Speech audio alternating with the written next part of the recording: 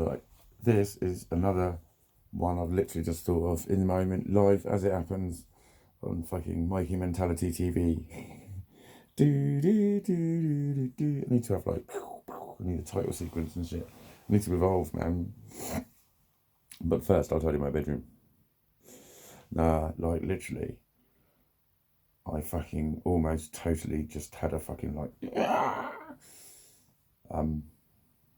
just from mess being around me, just from starting to put things away and then finding more mess.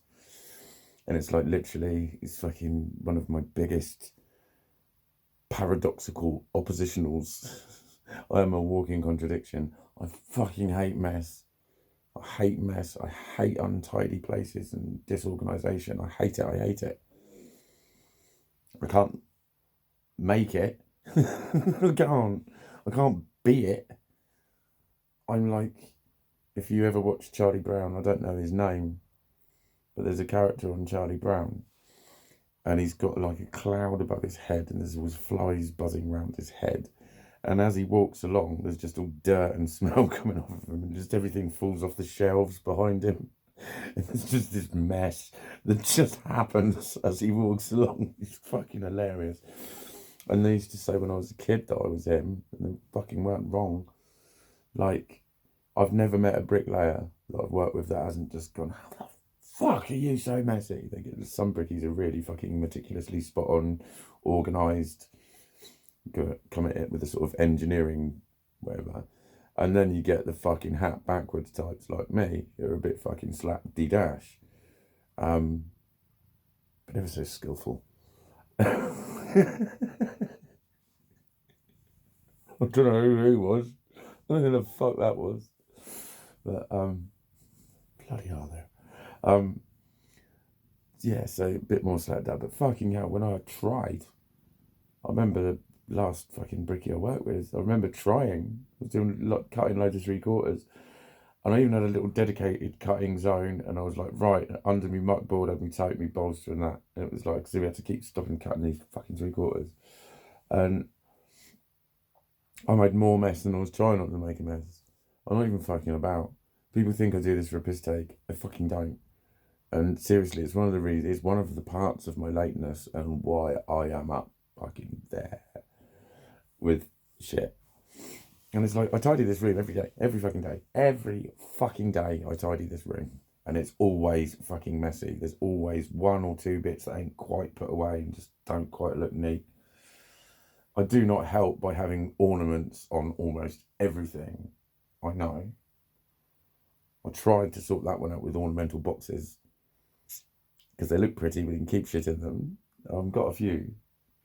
But then they're just dying to have an ornament put on them, which I'm started doing too. Because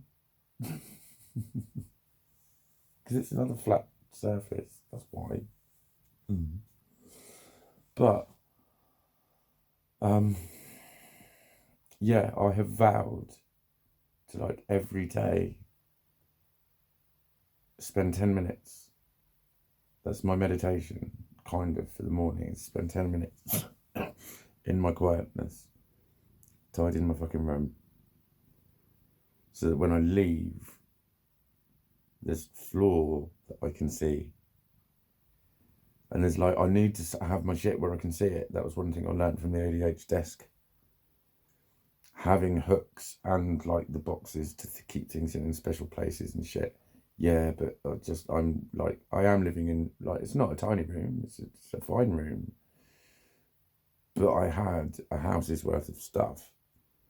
And I've got as much of it here as I can, and I am stretching myself to the limit. I could make life a lot easier by having less clothes here.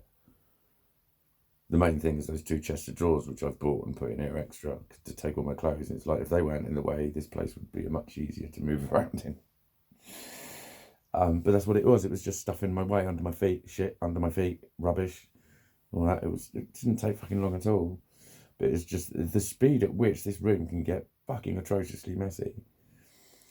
And the fucking, again, the effect on me that it can have. I was going red. Just because there's some stuff in the way. You know? That's the sort of shit that's embarrassing when it happens. That's the sort of shit that makes me think, no wonder I'm single. Seriously.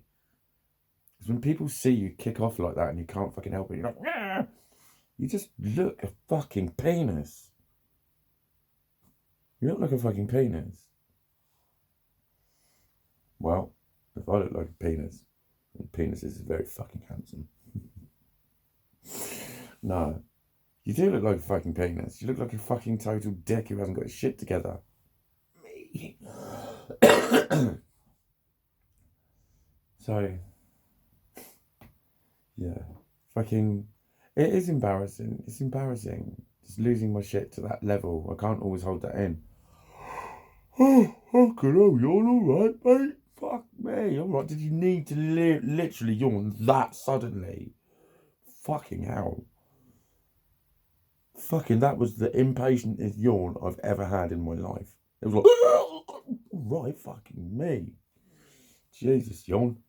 Wind your fucking neck in, mate. So anyway, there it was.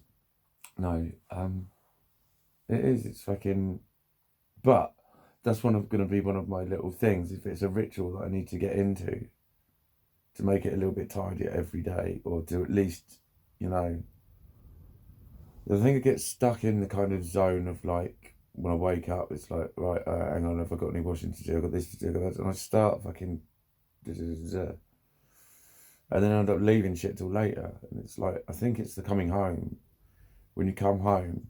And it was all I wanted to do was put my fucking coat away. But I'd worn a different coat. So I put two coats away, but then there was shit on the floor in front of the cupboard, and I had to move that, and then it was this needs to go in. It was, oh my fucking God, I just was literally suddenly surrounded and I couldn't put my feet anywhere. And I had to like just sit on the edge of bed for a minute and just get my shit together and calm myself down and just start doing some vague housework. But it got to a point where I stopped, and I knew it was as soon as I could just move. There's a perception of gangway, I'm going to call it, that my head needs to have. And if I haven't got it, it's like being claustrophobicalized. That is a word. You heard it here first. It is. Again, it's an unreasonable, irrational, incommensurate response. So therefore it's not supposed to happen. So people infer that it shouldn't be happening. If it happens in front of them, if you refer to it, that kind of shit. Because as soon as I mention other people go, why do you worry about other people think? So, let me finish. I wasn't worrying about what they think. It's if you do it in front of them, it's the response that you get. It's the way you get treated. It's fuck all to do with what they think. Fuck all to do with what they think of me as a person. It's how they treat that behaviour when it manifests in front of them. There's no way that you can interpret it as an illness. You think, oh, for God's sake, you fucking twat. Fucking promise you. Fucking promise you. Well, there's a few people I know who do really know me. There is a few, actually, that do really know me. But even with the people who really know me, they still go, hang on a minute. What did you just say? I never make sense to everyone. Well, I never make sense to the people that really fucking are close to me. People that know me like, you know, years in the teens and plus. And people like that are still quite puzzled by me. Fucking stop trying to figure me out and stop expecting normal from me. Make life easier. Stop expecting normal from me. I can't normal.